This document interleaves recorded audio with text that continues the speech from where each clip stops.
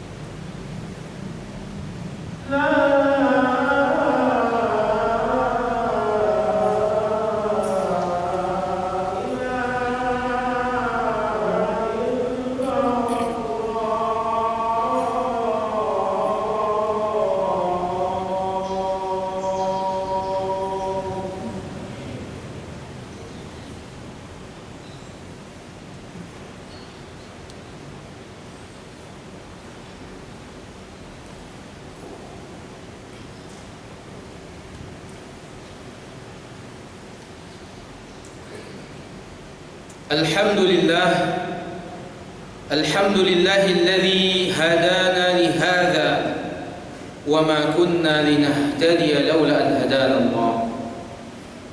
Ashhadu an la ilaha illallah wahdahu la syarika lah wa ashhadu anna Muhammadan 'abduhu wa rasuluhu sallallahu alaihi wa ala alihi wa sahbihi wa tabi'in wa man tabi'ahum bi ihsanin ila yaumiddin wa ba'd.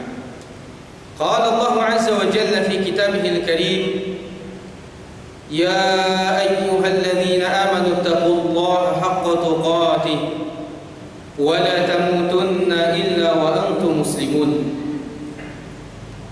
يا أيها الذين آمنوا اتقوا الله وقولوا قولا سديدا يصلح لكم أعمالكم ويغفر لكم ذنوبكم ومن يطع الله ورسوله فقد فاز فوزا عظيما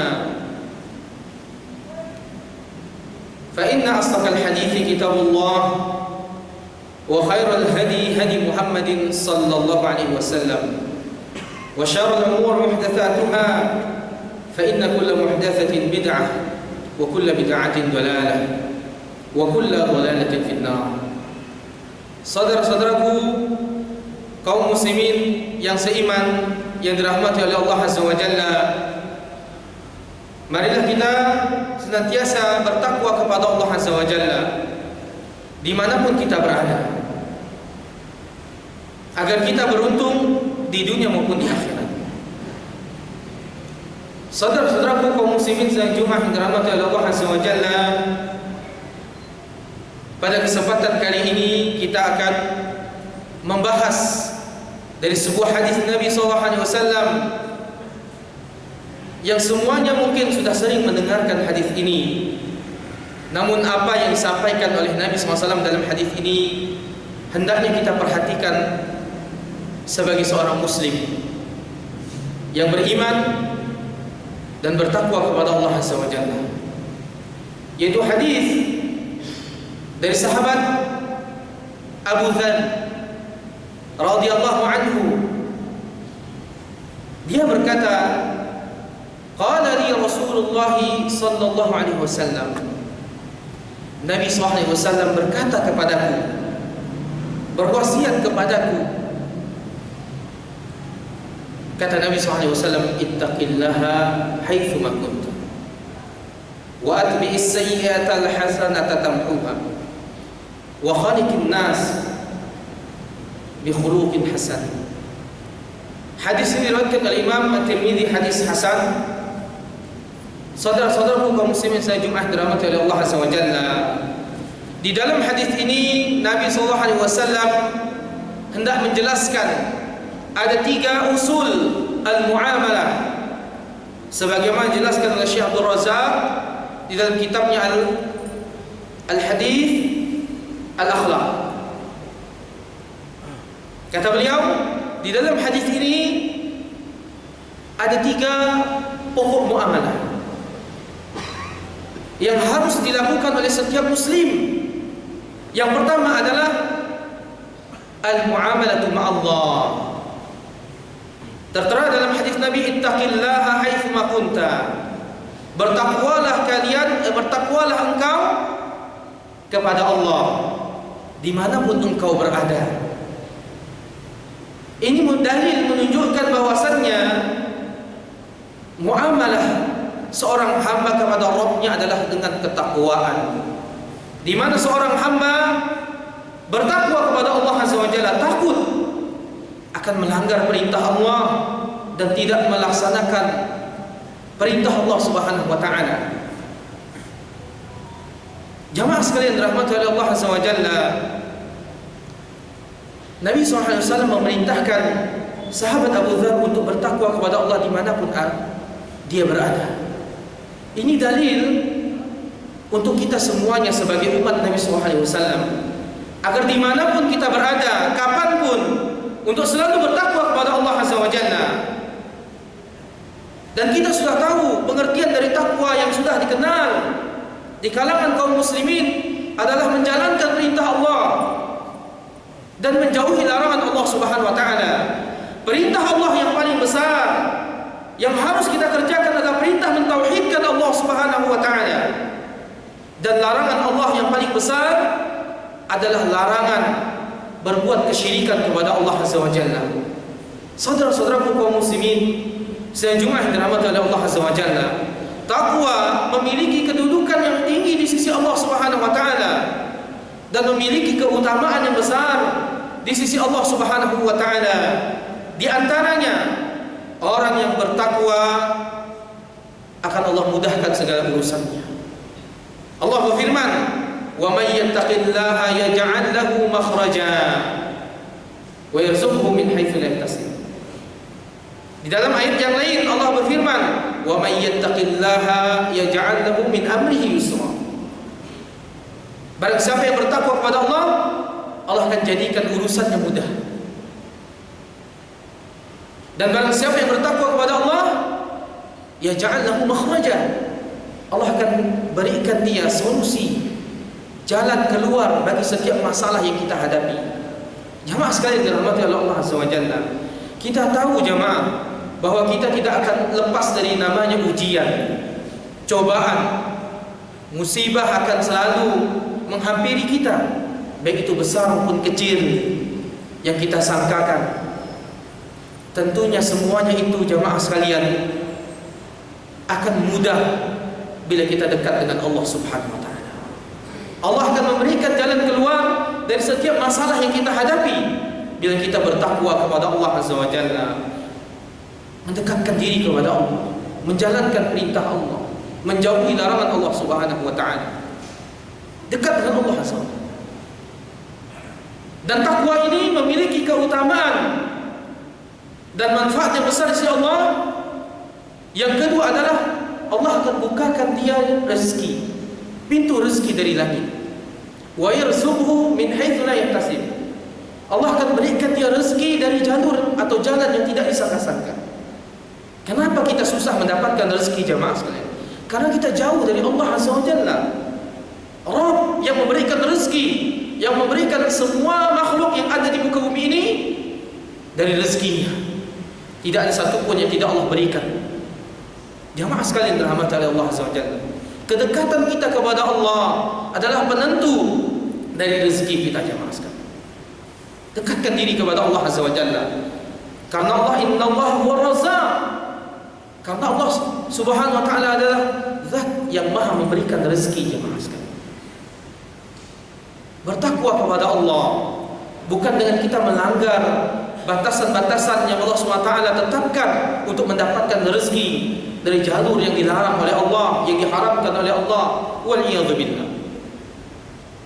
Saudara-saudaraku kaum muslimin sedang Jumat dirahmati oleh Allah Azza wa Jalla.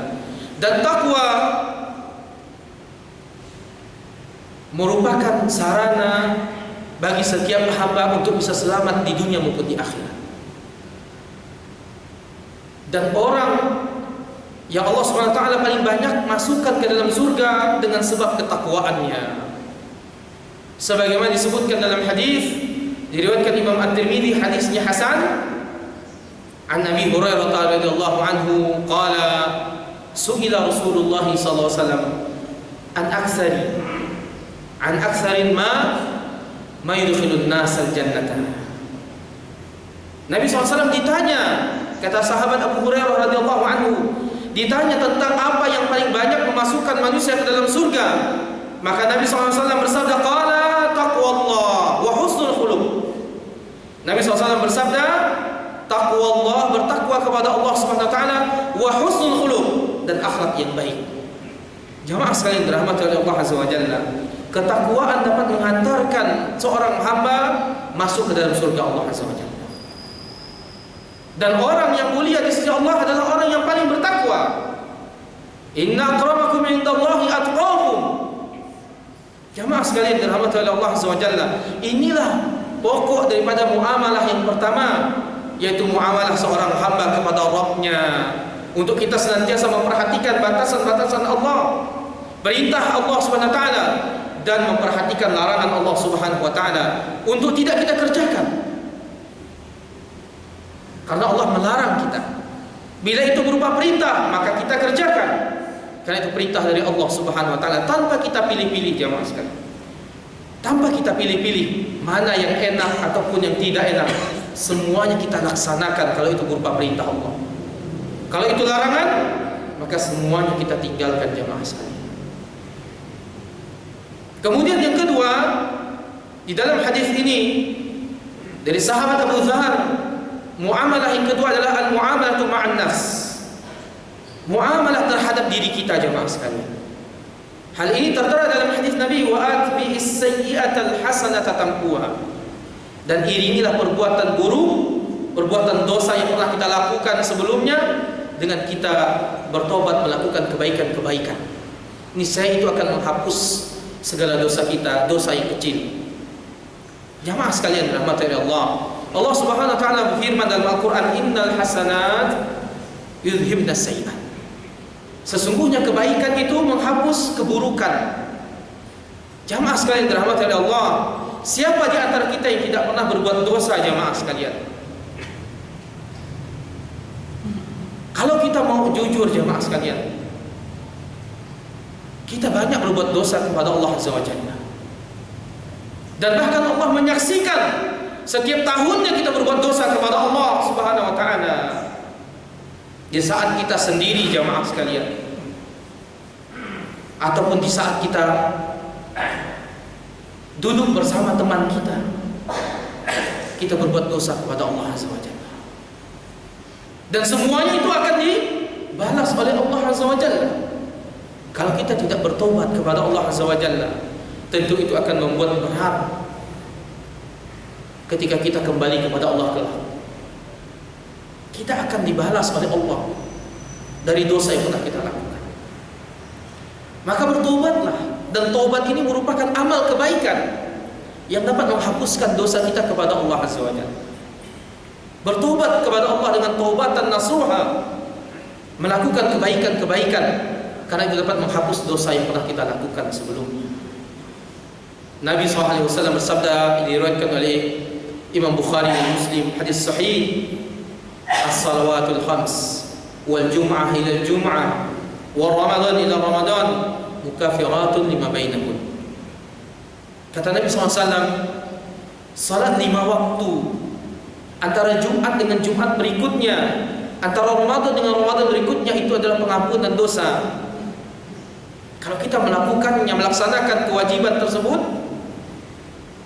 dengan penuh keikhlasan dan sesuai dengan tuntunan Nabi SAW, maka itu akan menjadi pengampunan dosa kita di antara Jumat dengan Jumat berikutnya, di antara Ramadan dengan Ramadan berikutnya, sebagai pengampunan bagi dosa bagi kita. Ini batil kabair.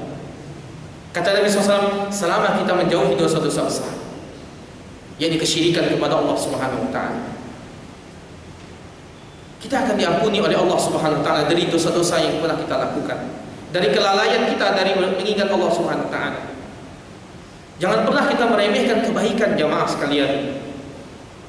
Kalau itu kebaikan untuk diri kita, jangan pernah kita meremehkan. Karena bisa jadi dengan kebaikan tersebut kita dimasukkan oleh Allah ke dalam surga Allah Azza wa Jalla. Ingatlah, ada seorang yang mundar-mandir di surga Allah Subhanahu wa taala. Ketika Nabi SAW ke Mi'raj ke langit, belum melihat ada orang yang mundar-mandir di surga. Tahukah engkau dengan apa dia dimasukkan? Bukan karena amalan yang besar. Dia dimasukkan oleh Allah ke dalam surga, kata Nabi SAW, itu karena ia membuang gangguan di jalanan. Karena khawatir duri tersebut, batu tersebut, paku tersebut, atau batang pohon yang melintang di jalan mengganggu kaum muslimin yang lewat di jalan. Karena sebab amalan tersebut dia dimasukkan ke dalam surga Allah SWT. Oleh karena itu Nabi SAW mengingatkan kita, la tahqiranna minal ma'rufi syai'an. Janganlah engkau meremehkan kebaikan sekecil apapun. Jamaah sekalian yang dirahmati oleh Allah Subhanahu wa taala, maka hendaknya kita memperhatikan diri kita untuk senantiasa memperhatikan kualitas kebersihan hati kita, jiwa kita dari dosa dan maksiat yang kita lakukan kepada Allah Subhanahu wa taala. Seorang mukmin itu hendaknya memiliki hati yang bersih, jauh dari berbagai penyakit yang ada di dalam jiwanya tersebut, berupa penyakit-penyakit hati yang dapat merusak dirinya dari perbuatan dosa dan maksiat yang dia lakukan. Karena perbuatan dosa dan maksiat dapat melemahkan kita di dalam beribadah kepada Allah Subhanahu wa taala. Sufyan Ats-Tsauri berkata, saya tercegah untuk bangun malam selama berbulan-bulan karena sebuah dosa yang saya lakukan. Sulit bangun malamnya. Jamaah sekalian dirahmati Allah. Lalu bagaimana yang kita lakukan, begitu banyak dosa yang kita lakukan? Tentu kita akan sulit untuk melakukan ibadah kepada Allah Subhanahu wa taala. Karena salah satu bentuk azab dari dosa itu bukan dengan kita ditimpakannya musibah yang besar saja, tetapi salah satu bentuk azab dari dosa yang kita lakukan adalah kita disulitkan oleh Allah untuk melakukan ibadah kepada Allah. Waliyadzubillah.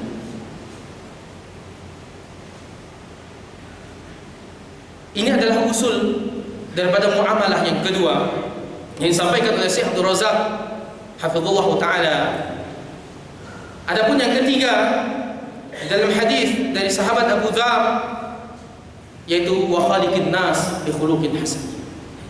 Saudara-saudaraku sekalian dirahmati oleh Allah Azza wa Jalla, berakhlak yang mulia, berperilaku yang baik antara sesama merupakan perintah Allah Subhanahu wa taala dan perintah Nabi kita Nabi Muhammad sallallahu alaihi wasallam.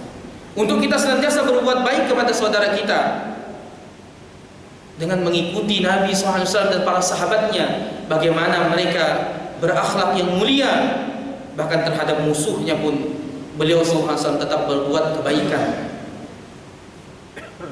Dan kita tahu akhlaknya Nabi SAW adalah Al-Quran. Ketika Ummul Mukminin ditanya bagaimana akhlak Nabi SAW, karena khuluquhul Quran, akhlaknya adalah Al-Quran. Alam taqra Al-Quran, kata Aisyah radhiyallahu anha, apakah engkau tidak membaca Al-Quran? Wa innaka la'ala khuluqin 'azim. Firman Allah Subhanahu wa taala, sesungguhnya engkau wahai Muhammad benar-benar memiliki akhlak yang agung. Jamaah sekalian dirahmati oleh Allah Azza wa Jalla. Begitu juga dengan para sahabatnya. Mereka memiliki akhlak yang baik kepada sesama muslim. Oleh karena itu hendaknya kita memperhatikan diri kita untuk senantiasa berakhlak yang baik, berperilaku yang baik. Karena kebanyakan dari seorang hamba yang dimasukkan ke dalam surga karena akhlaknya. Ketika Nabi SAW ditanya tentang amalan yang paling banyak memasukkan manusia ke dalam surga Allah, taqwa Allah wa husnul khuluq. Takwa kepada Allah dan berakhlak yang baik. Dan Nabi SAW diutus liutami makarimal akhlak, untuk menyempurnakan akhlak, melakukan kebaikan-kebaikan, menebarkan kebaikan-kebaikan antara kita sesama manusia. Inilah ajaran Nabi SAW. Dan kalau kita melihat sejarah jamaah sekalian, banyak yang masuk ke dalam agama Islam ini bukan karena dasar peperangan yang dilakukan oleh Nabi SAW dengan para sahabatnya, tetapi banyak yang memasukkan orang ke dalam Islam adalah karena akhlak beliau sallallahu alaihi wasallam. Betapa baiknya akhlak Nabi sallallahu alaihi wasallam, maka hendaknya kita contoh dan kita ikuti, karena Nabi SAW adalah uswah hasanah kita. Beginilah kita mencintai Nabi SAW, yaitu dengan mengikuti beliau, berperilaku yang baik sebagaimana beliau SAW ajarkan kepada kita. Aqulu qawli hadza wa astaghfirullah li wa lakum fastaghfiruhu innahu huwal ghafurur rahim.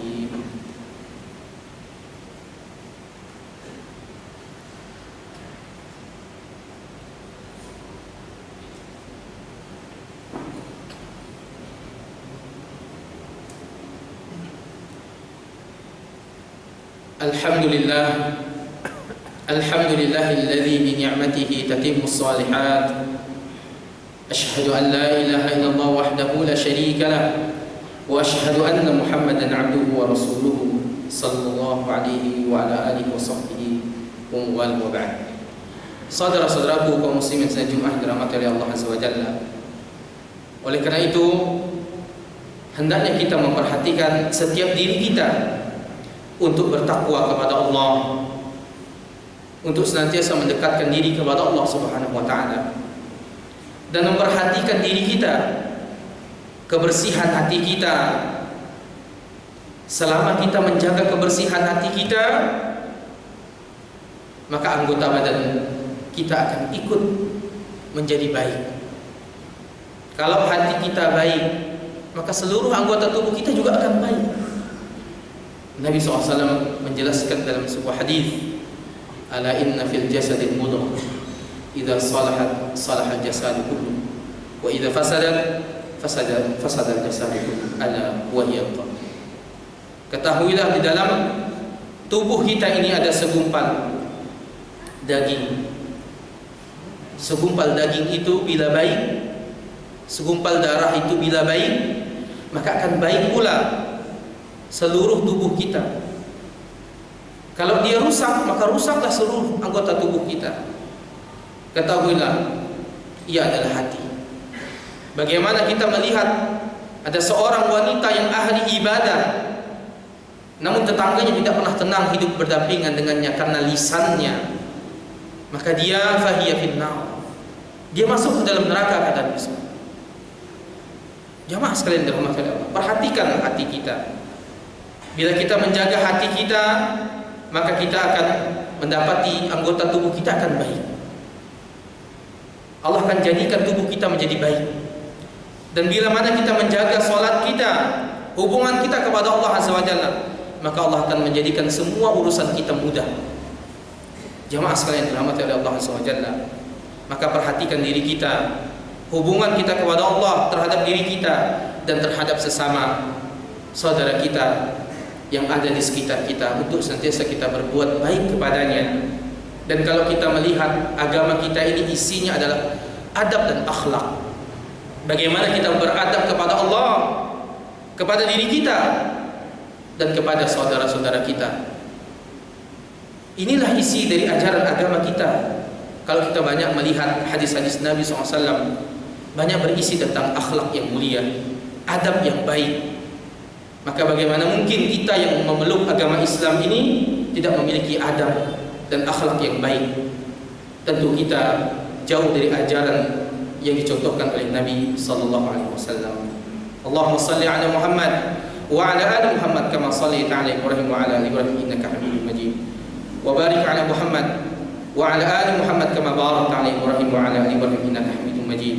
Allahumma fir للمسلمين والمسلمات والمؤمنين والمؤمنات الأحياء والأموات إنك سميع قريب مجيب دعوات يا قاضي الحاجات.